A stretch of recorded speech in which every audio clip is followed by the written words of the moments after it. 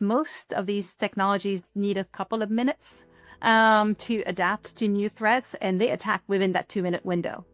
They do that, and they do that also using distributed IPs, which means they use your IP and my IP, which as a website, you don't want to block me or you don't want to block you from accessing your site. So you don't know how to distinguish what's valid traffic and what's not anymore.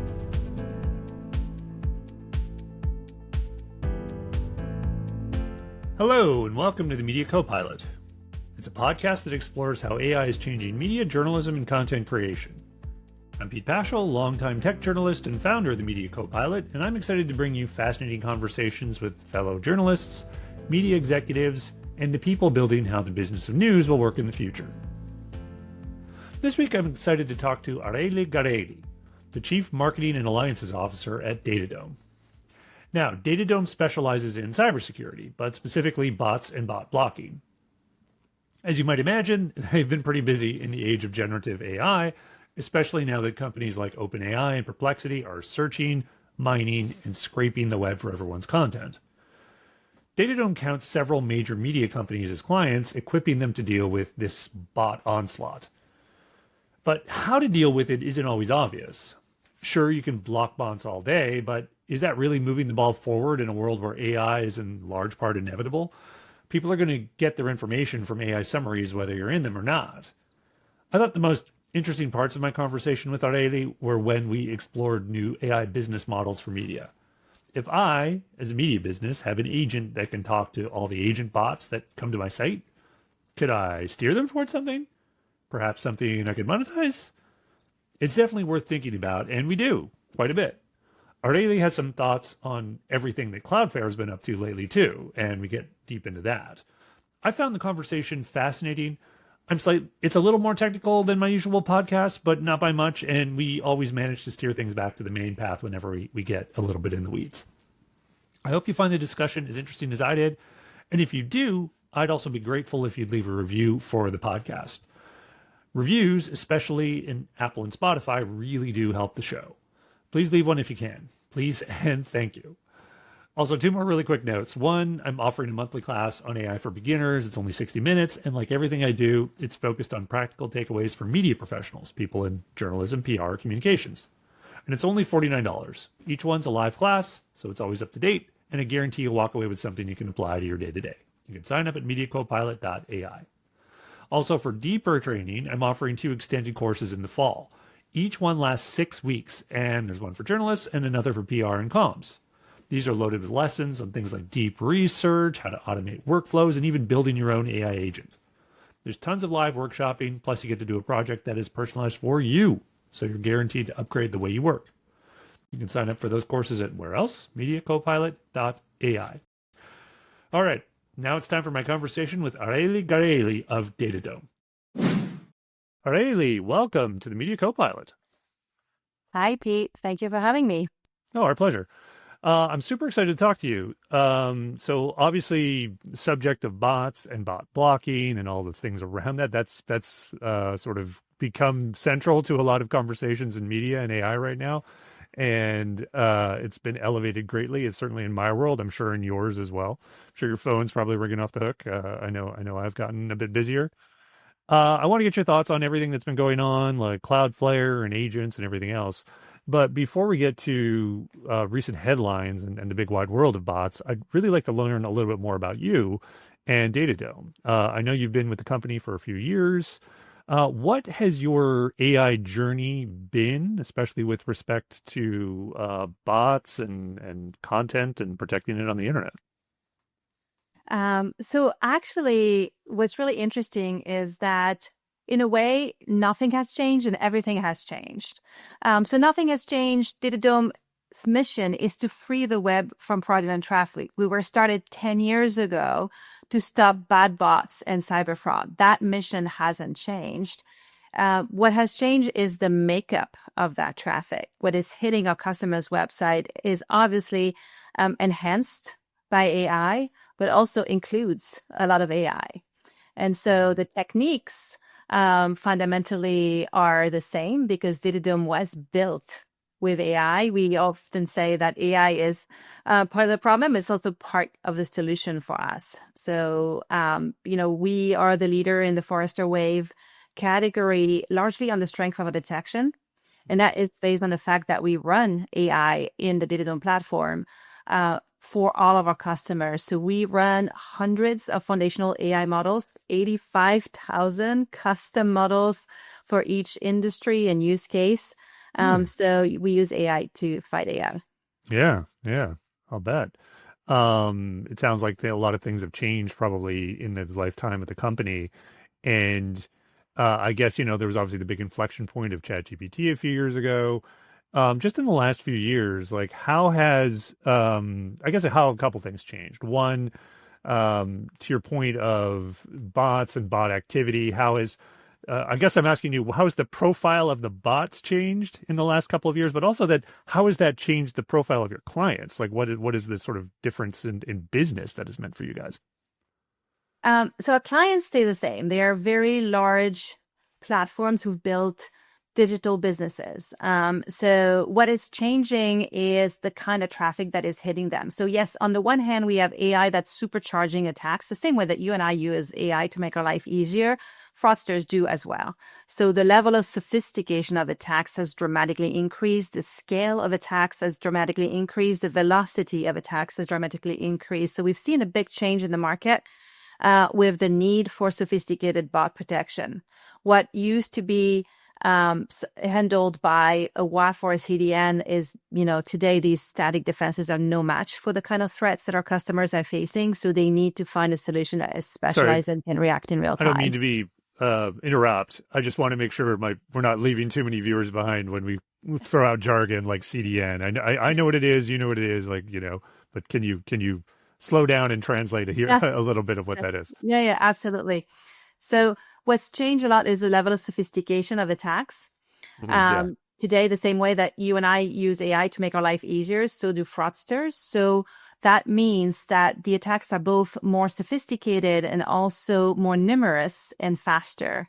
And most companies used to have static defenses. And today you cannot match the pace of AI and the complexity of AI with static defenses. So what we're seeing is many more customers that are turning to specialized protections like us. So that's really on the attack side of And is AI. that because you mentioned CDNs, and I didn't want to leave it completely into us, is that most clients that you have, I guess, or people would come to you would have expected certain things to be solved by either like their provider, essentially, like who's that they're either hosting on or what have you. And it seems to me from the implication of what you're saying is that things are changing so quickly and things are both in terms of sophistication and scale that's not enough. Is that fair to say? That's exactly right. And it is necessary, but not enough. So if you think of something like a DDoS attack, which aims at bringing your site down, if you'd asked me this question 2 years ago, Pete, I would have told you, yeah, this is largely solved by the tool stack that most of the customers have. But today, attackers have become really good at understanding the limitations of those technologies and understanding that it takes them some amount of time to react and adapt. And what they figured out is most of these technologies need a couple of minutes to adapt to new threats, and they attack within that 2-minute window. They do that, and they do that also using distributed IPs, which means they use your IP and my IP, which as a website, you don't want to block me or you don't want to block you from accessing your site. So you don't know how to distinguish what's valid traffic and what's not anymore. And so we're seeing extremely high volume, extremely distributed attacks that happen within a matter of minutes, seconds, and that essentially fall in the cracks of the existing detection. We stop about 20% more DDoS attacks than the first layer of defense that is typically a CDN. Nice. So when people find you, like a client finds you, is it post some kind of incident, or have they been educated by some study or something out there? What's a typical sort of path that people take to you? Is it like they finally looked at some analytics and holy crap, this thing is really high. What does that even mean? We need some kind of information and protection about this. So that's evolved a lot. Historically, it used to be people coming to us with their hair on fire, under attack, not finding a way to do it manually and in-house. Today, we're finding that most of our customers, they're typically large enterprises. They have a solution that they're disappointed with. And so they're running a much more thorough process. They're testing all the solutions against each other. They're seeing which one works the best. And that creates a market where there's an understanding of the level of sophistication that you need, the level of specialization that you need in your tool in order to fight those kind of threats. What is fundamentally changing, as we were talking about, and I think we should expand on this a little bit more, is also how the AI traffic is impacting our customers' business models. Because now they're faced with something that is not just a cybersecurity threats, but is fundamentally a complete business model change.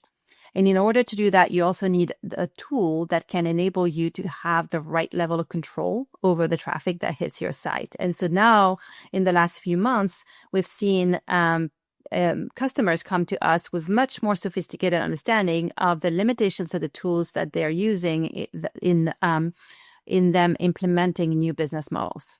Yeah, I'm glad you brought that up. So, I really wanted to obviously steer you a little bit into your specific media clients, but I think this goes a little beyond that even because, as I've written about a number of times, it's not just media, it's the whole the whole economy of the internet's kind of in flux right now with the dawn of AI and people getting their information out of these chatbots and AI search engines and summarization tools.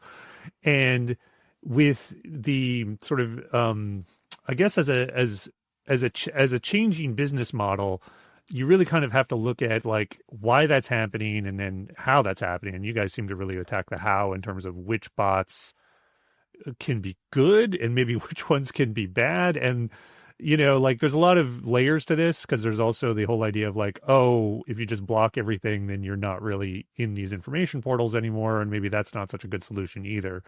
So let's start there maybe with the whole sort of good because you guys are one of the key parts of your thing is what we were just talking about, cyber fraud. This isn't so much cyber fraud that I'm getting at. It's more even assuming a good actor, things are changing and you need some kind of way to manage it. So let's start there and sort of differentiate what we're talking about, versus good versus bad activity and how you deal with each. Yes. And also, bad activity pretending to be good. Yeah. That's exactly right. And good activity also maybe not respecting the boundaries you're putting. So there's a lot of nuance to that. I spelled it out in sort of black and white, but you're dead on. It's a lot of this is gray, and there's even a legal gray area, which we can get into as well. But let's start with how you sort of are managing this today and how you're guiding your clients, particularly your media clients. Because I think, to your point about business models, yes, the whole web's changing, but media exists quite often as the content provider. The content is the product, which is sort of not the case with a lot of other people. But anyway, go on. No, absolutely. But I think it's way beyond that too, because I think media is feeling the effects first, and we'll have to figure this out first. But with agentic AI, we're going to see that impact a lot more industries, talk about travel, commerce, etc. So I think media is at the forefront of having to figure this out and understand this. And you are completely right, because when we think about the nature of traffic, it's not just about identity, it's about intent. So it's not really about who's a bot and who's a human anymore. It's the intention of that traffic. And that's been our principle since conception of DataDome, but it becomes ever more important as we think about a traffic that is a mix of automated and human. And the way I split the world is if you look at LLM and agentic traffic specifically, there's a few kinds of behaviors that you might want or not want on your site. And sometimes teams within the same company don't agree on this. But you're right. There is one type of activity, which is indexing your content, which typically most companies want because they want to be referenced. There's another type of activity, which is real-time prompt time fetching, which can be, very challenging for companies. I'll talk to you a little bit more. And then there is agentic traffic, which there, opens up a whole other kind of questions around, is it legit activity? Is it fraudulent activity? Is it an agent that's been hijacked? Is it an identity that's been hijacked? So there's a whole layer of complexity around that. But if we just, step back and look at just LLM activity for now. First of all, nothing new to use. The volumes are insane. So we're looking at amounts of traffic that are very significant for our customers. This is not a fringe problem. This is today material. Yeah, it's like several times a second. I mean, getting into the dozens, if not hundreds. I mean, I just, I don't want to spread something that I haven't verified, but, I do get a lot of media folks in my feed and DMing me. And someone was telling me he got scraped. It was like, I don't know, at least close to 100 or a couple hundred times a second or something from one. I won't name the LLM, but it's a major one. It's kind of nuts. He's just sort of like, where do I send the bill for this to? Because it's, it's also kind of a performance issue. So somebody's got to pay for that. So that's definitely just purely from a performance, not even a content standpoint. But that's interesting because that comes to the first layer of protection. And so you probably have seen data in the news that show that, CDNs are observing a lot of scraping activity and a little bit of fetching activity. We are actually seeing the reverse. And why is that? So, we're talking about millions of requests again, like, very, very large volumes.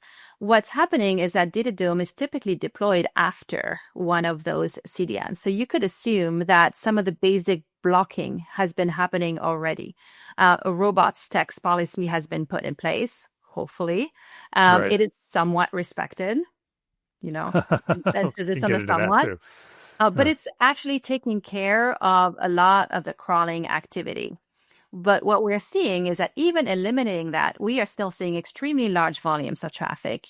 And we're seeing disproportionately large volumes of prompt time fetching, typically like a 20-to-1 ratio. I'm sorry, I need to stop you there because I want to make sure I really understand what you mean by prompt time fetching. Is this basically an AI search that's been happening in real time? Is that what we're talking about? Yes, this is what, is challenging to regulate because LLMs will not respect robots text for these queries because they'll say it's human generated. So I am not a robot, right? And then you that's interesting because I might sometimes think of that also as agent activity, but you're making agent activity distinct from that. Absolutely. Which is the AI kind of like searching itself, like getting its own context for whatever it's doing. Autonomously, right? And also starting to hit much deeper in the app. So we're talking about logging in, commenting, automation of comments, good or bad, on media is going to be a nightmare to manage.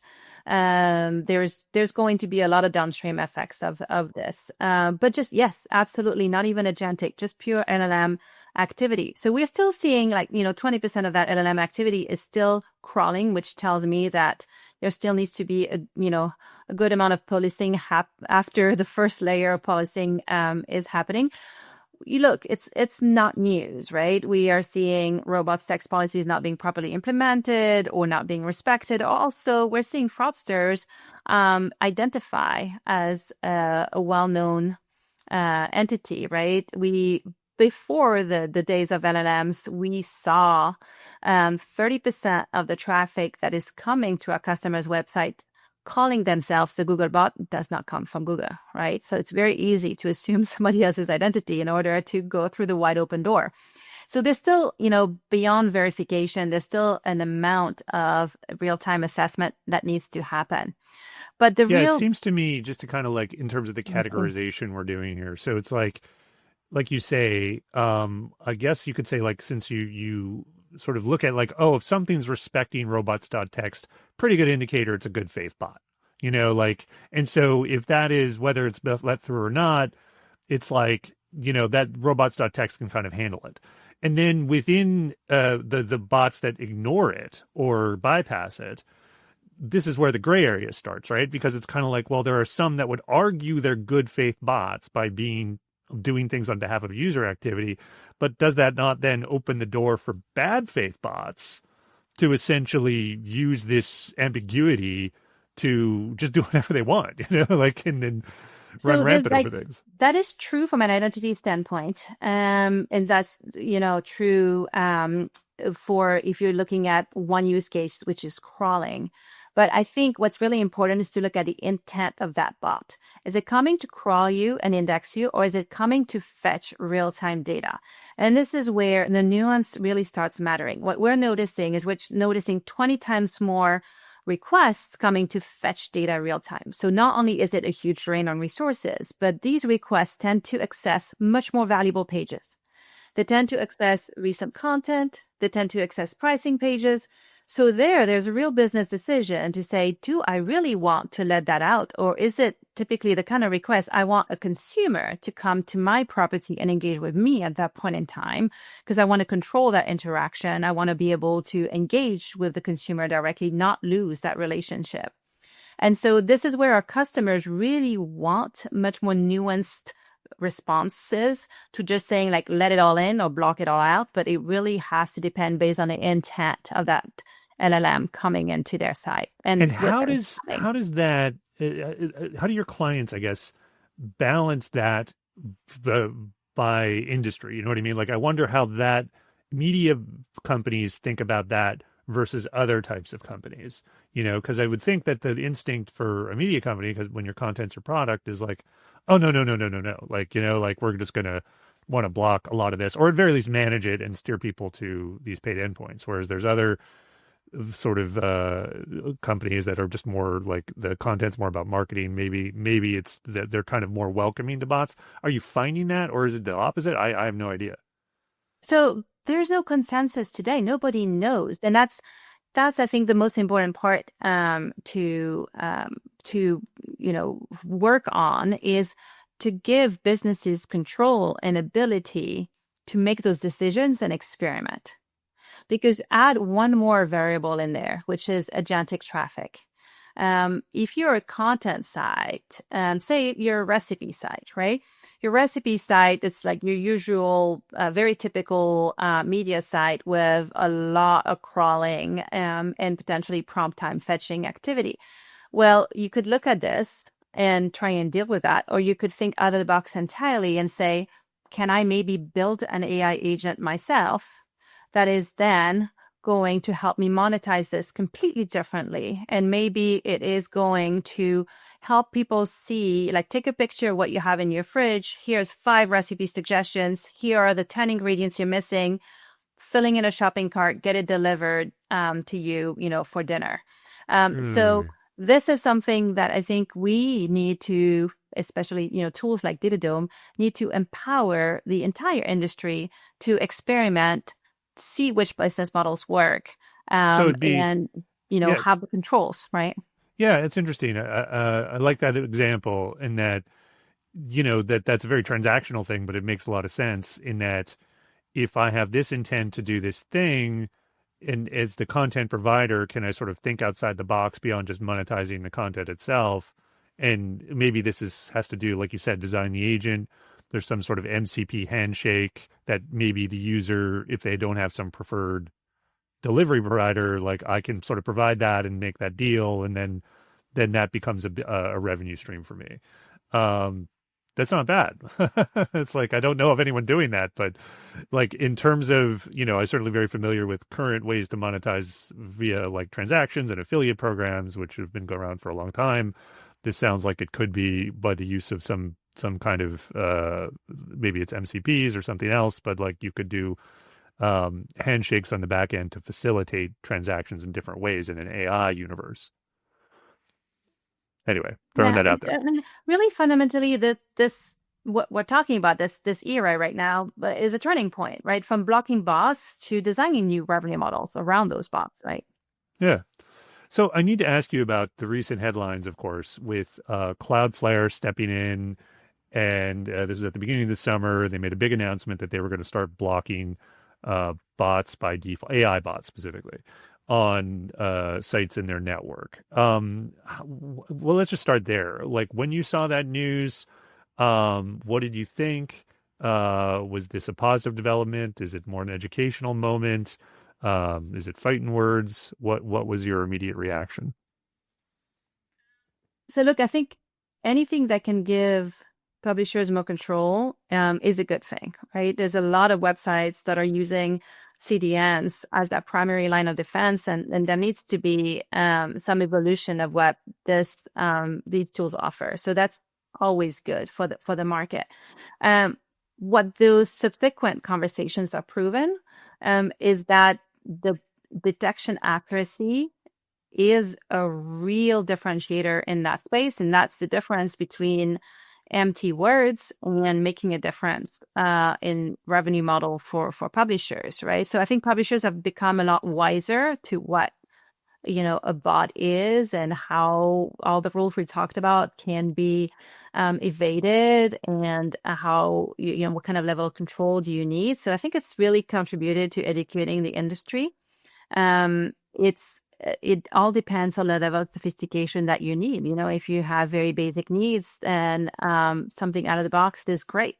You check it and you forget about it and it's done. If you have built a very large business model around monetizing online traffic, I think you probably have a lot more at stake that you need to think through. Yeah, absolutely. And certainly there was a, sort of raise those stakes when there was a sort of, they went even further because they called out Perplexity specifically and their bot that was essentially ignoring robots.txt and scraping, but Perplexity shot back, and it was very much about like, hey, we disagree on what these bots are and what counts as a malicious bot and what doesn't.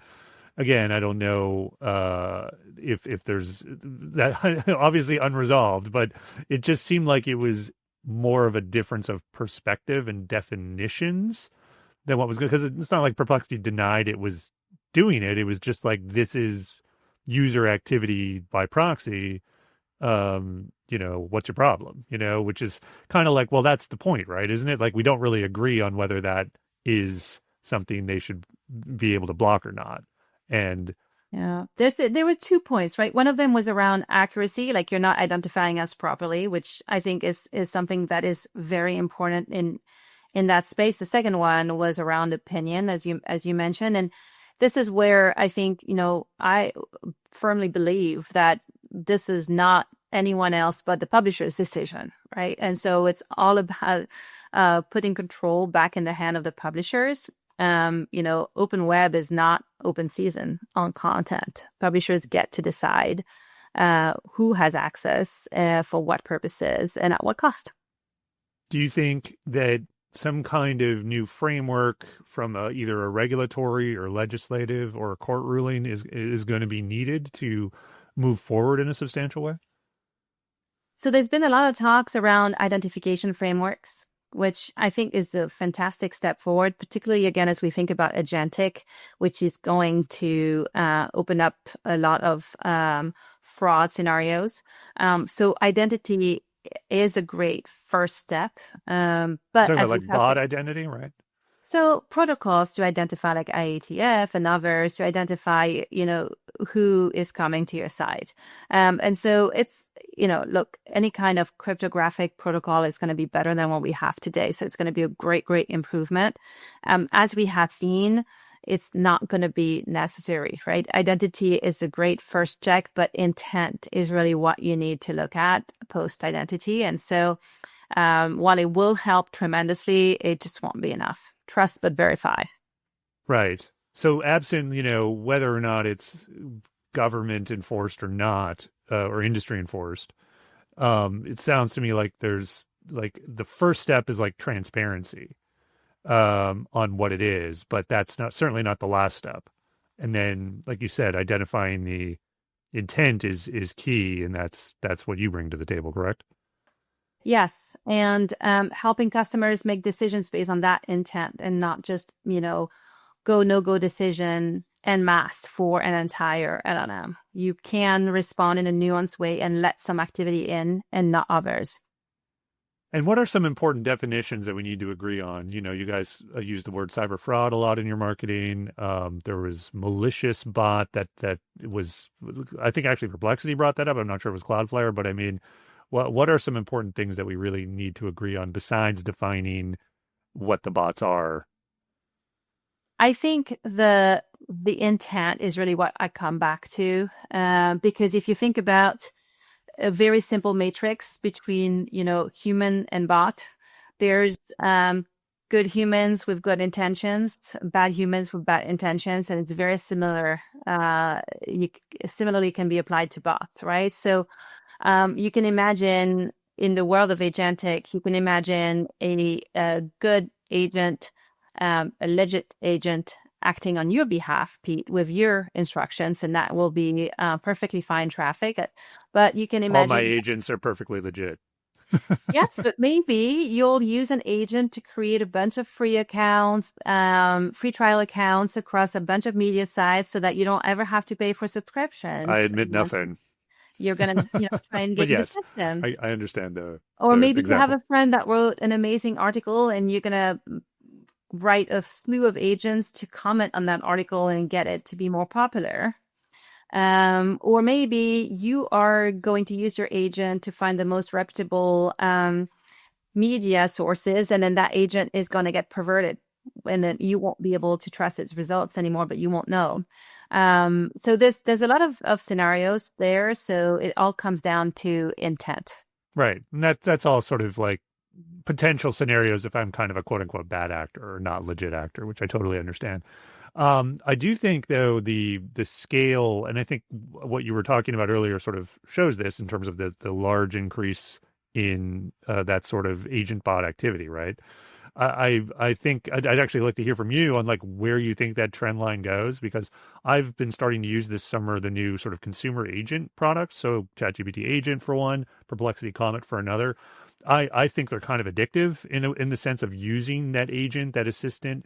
And every time I use it, I as a media guy, I think about what is the context it needs to even do this thing, and where is it getting that, right? Because it seems to me, to your point earlier, like this is both a thing to be scared of and excited by, and that like, oh, agent activity is just going to go through the roof, right? Like it's just going to be like all these bots doing things on our behalf, getting context, crazy. But also like, well, that sort of, in my mind, at least theoretically, radically increases what I might call the surface area of like content's potential. I don't know, I'm getting really theory here on internet and content, but I think you know what I mean. What are you seeing at DataDome? Are you seeing similar stuff, and how are you thinking about that and telling your clients about it?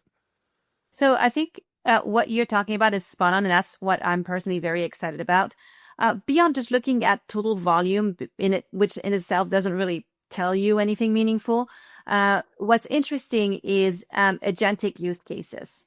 So everybody's talking about agentic commerce, but this might not be the first use case. Actually, content might be a perfect use case for agentic. As you're thinking about ways you can monetize your content, are there ways you can package, you can reuse, you can leverage automation in order to make money from something that is by and large becoming commoditized if it is available directly in an LLM chat? And this is where we're seeing the most creativity. It is a, survival question for many companies out there. So they've been thinking about this very differently than you would expect them to, which would be, putting paywalls and monetizing what they currently have, but they're getting very creative and that packaging, reselling, as I was mentioning earlier, the commerce example. So that's where I'm the most excited about by the different scenarios. Of course, there is going to be a traditional licensing model with enforcement. There is going to be a pay-per-use model. Like all of that is going to be available. But I think we are going to see a lot of creativity from medium-sized and smaller publishers that may not have the bargaining power that the large ones have. And that will then be able to use agentic commerce and agentic activity as completely new ways of monetizing what they have, which is their audience. Nice. So, as you have these conversations with your clients, like what do you find that are like the bigger misconceptions that they have as they enter into this, even this thought process? Do people just sort of come in thinking like, I need to block all the bots, and then you kind of have to educate them on like, well, I know you don't call it paper crawl, and I think you have a partnership with Tollbit now, right? Is that correct? In terms of like helping publishers monetize. What are the biggest misconceptions that they sort of walk into the conversation with? I think not so much a misconception, but a frustration. Mm. Customers are craving visibility. So that's the first thing we offer. And we offer that to tech teams. And so the tech teams suddenly become extremely empowered to talk to the business teams and give them the visibility that the business teams have completely lost. If you put yourself in the shoes of a chief business officer or chief marketing officer, I have lost 30 to 50% of my traffic. I don't know what my users are doing. I don't know which content they're consuming anymore. I can't optimize anything in terms of content creation, marketing, merchandising, remarketing, like all the things I've built my business model on for the past 20 plus years are all gone out the window. And so suddenly we have our IT teams that are very empowered with providing the kind of visibility that other teams are missing. In terms of customers thinking, I think most customers are actually thinking about all the pros and cons and nuances, but it's a little bit paralyzing because if you don't have the nuance control, you can't make a decision because you have parts of your team that say, let it all in, parts of your teams that saying, stop it all out. And so you're stuck in the middle, not being able to make a decision. So that's the second part, is providing them the flexibility and nuance of being able to have different responses. And in terms of monetization, honestly, it's an open question at this point. So yes, we have a partnership with Toolbit, but we also have partnerships with other companies like Skyfire that offer completely different business models. And because we just want our customers to be able to experiment, not be locked into a single way of doing things and a single platform, and have optionality as they are figuring out what's next for them. Nice. Do you find that we've gone way beyond at least training? I feel like some people are still stuck at that conversation. It's like, training, dude, that ship sailed long ago. I'm not, I don't know. Yeah.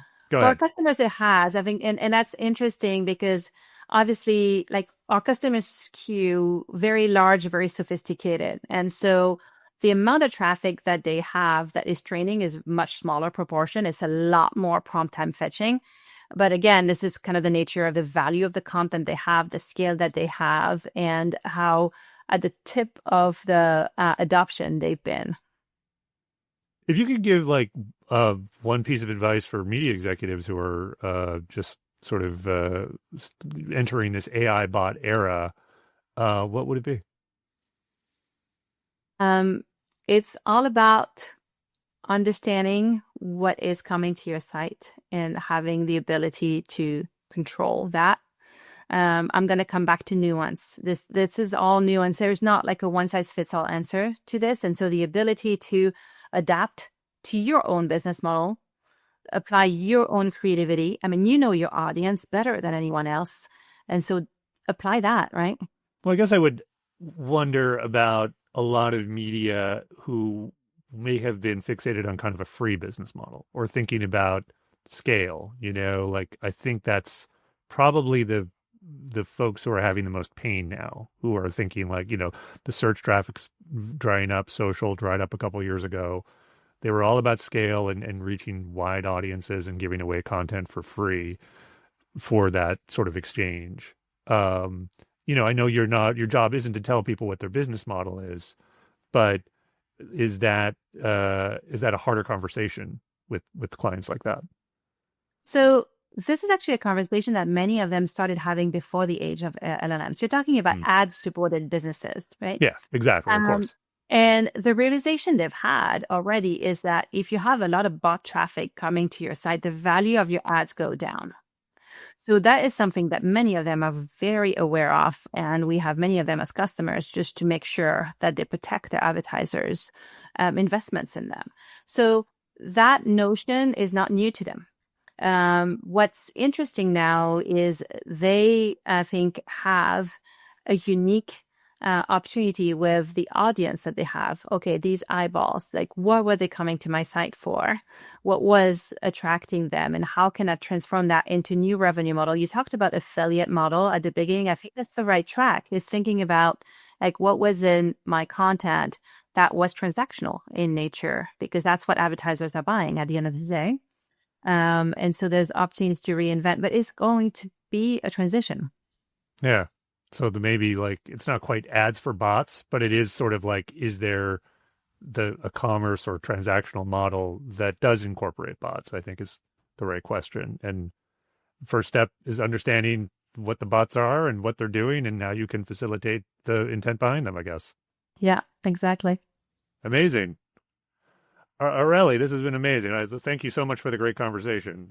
Thanks for your patience and sort of explaining the more technical things, but it was really lively, and I think we had some really good ideas here. Thanks so much.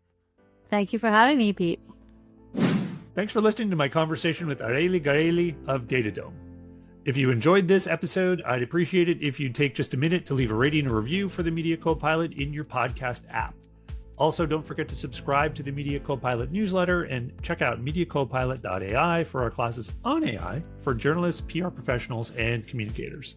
Be seeing you in the future.